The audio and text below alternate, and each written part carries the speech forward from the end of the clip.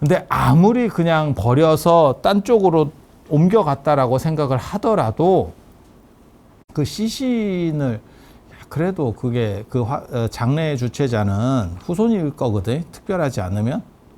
그렇잖아요. 자식이나 이런 사람인데 시신을 그냥 버리더라도 그냥 아무렇게나 버리지는 못해요.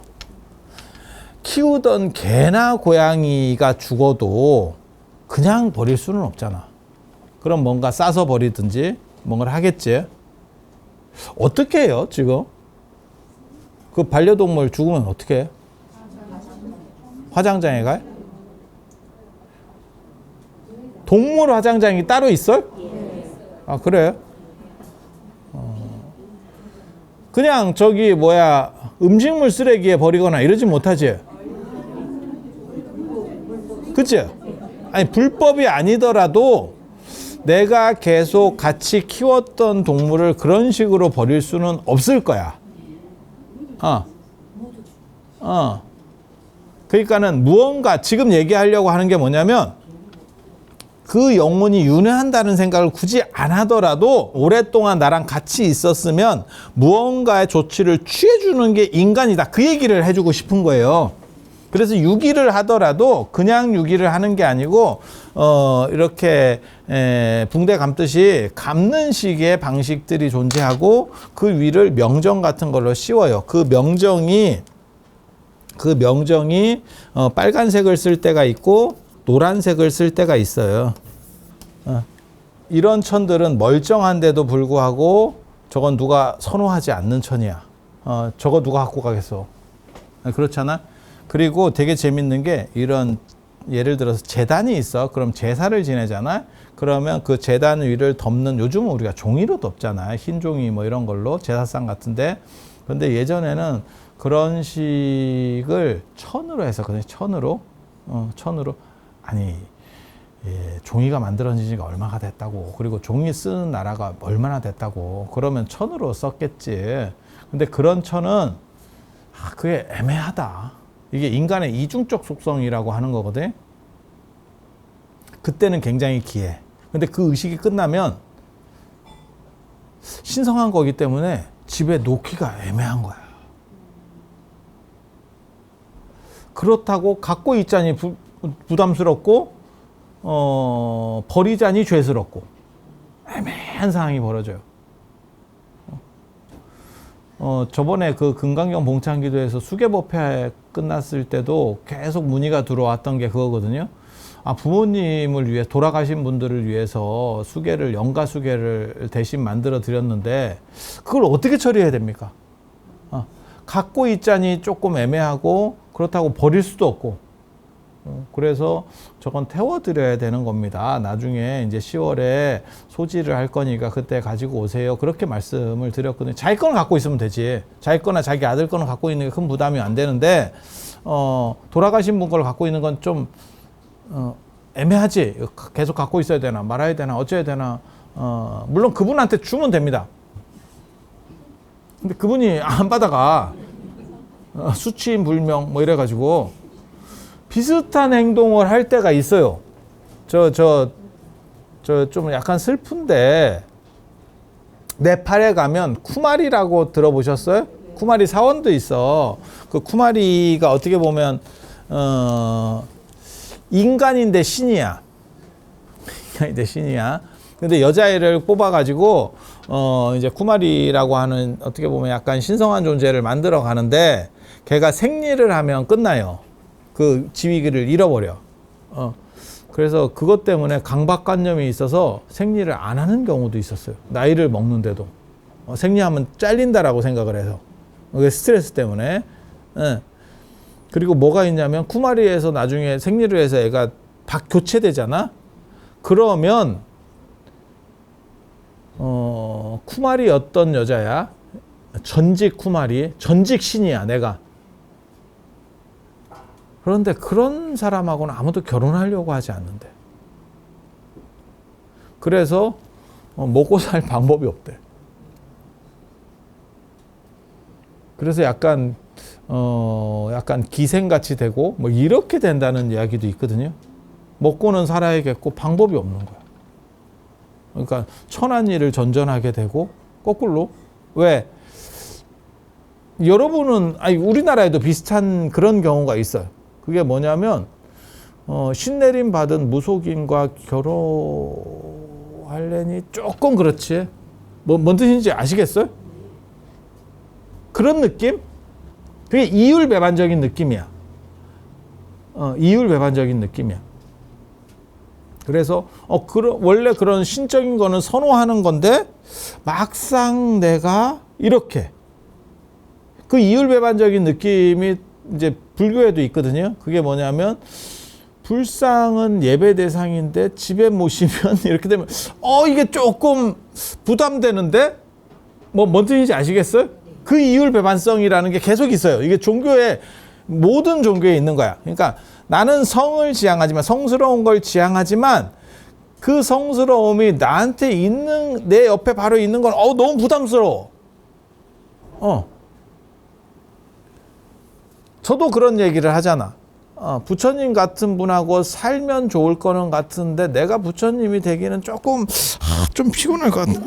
저런 인생을 살기에는 좀 피곤할 것 같은데. 슈바이처나 뭐 이런 사람들 있잖아. 그런 위인들. 그런 사람이 하고 알고 지내면 좋을 것 같은데 네가 그런 식으로 살아봐 이러면 그렇게 굳이 살아야 될까? 에 대한 이중성 이게 있어. 성가 속에 이율배반적인 그러한 측면이 모든 인간에게 존재해. 그래서 재단을 덮은 탁자라든지 이런 것들은 쓰면 버려. 갖고 오지 않아.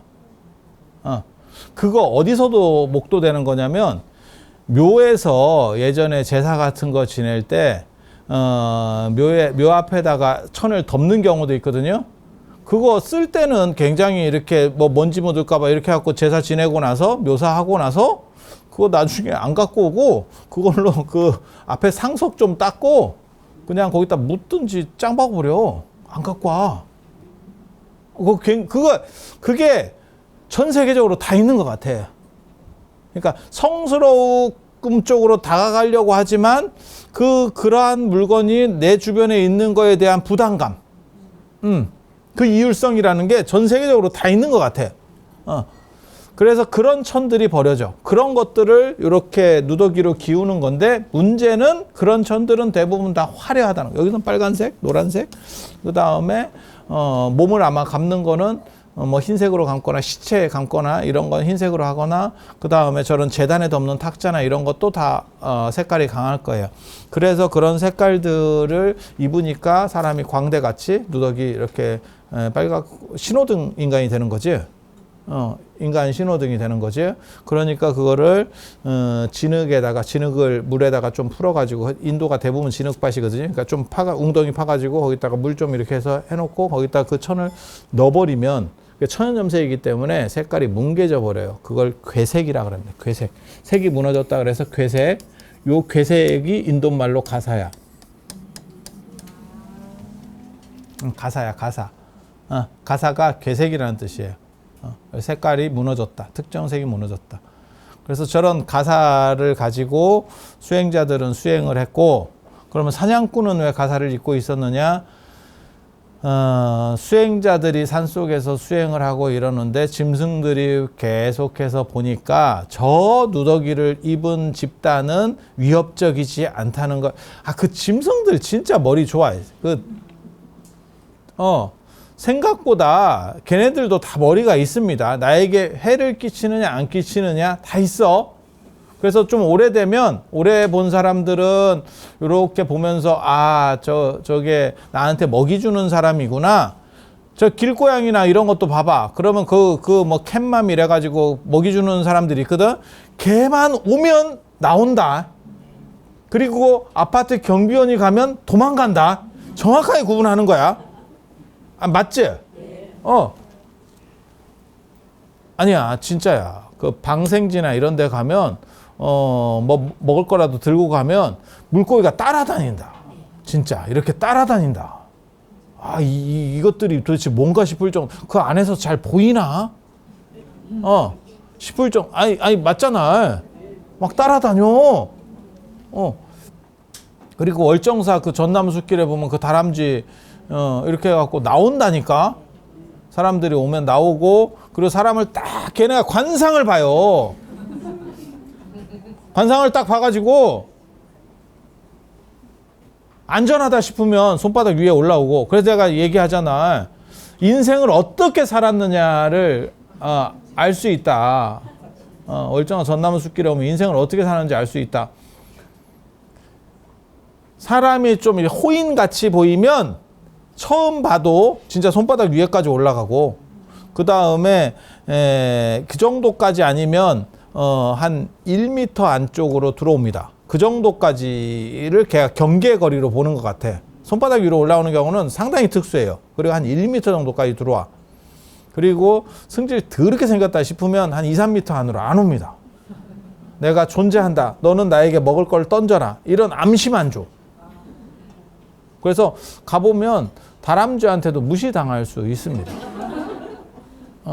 개들도 그거 잘해요. 진짜 개무시 당한다니까. 먹을 거 줘도 네 건 안 받아 먹는다. 이거 있어. 아니 있어. 있어.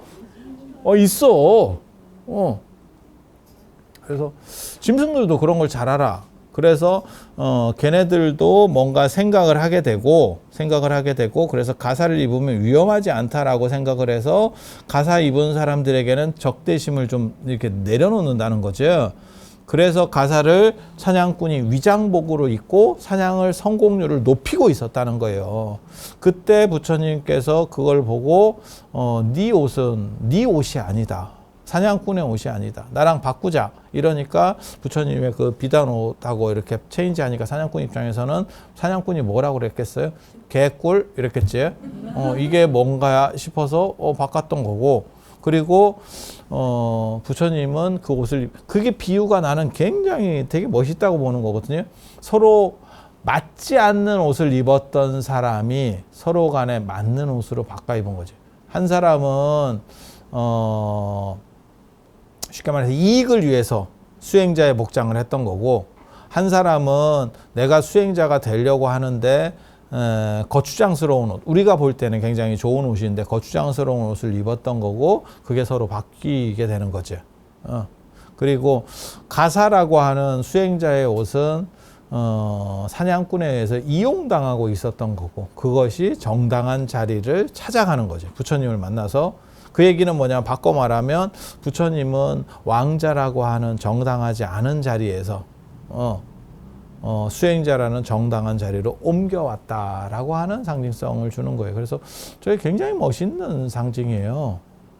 그래서 제가 우리나라 국립중앙박물관에 가면, 용산중앙박물관에 가면 그 간다라 유물이 있어. 그 옷을 바꿔 입는 그 조각해 놓은 건데, 사냥꾼하고 옷 바꿔 입는 그게 딱 있는데, 제가 그거 제 책에 또 사진으로 넣었었는데 굉장히 멋있어요. 인생이라는 게 모든 사람은 자기에게 맞지 않는 옷을 입고 있다라는 생각을 해요. 그런데 거기에서 몸을 맞추는 사람도 있어. 옷에. 실제로 군대 가면 그게 있어요. 신발 같은 거, 아니 우리 때도 그랬었어. 좀 안 맞아. 그러면 뭐라고 얘기하냐면 발을 맞춰.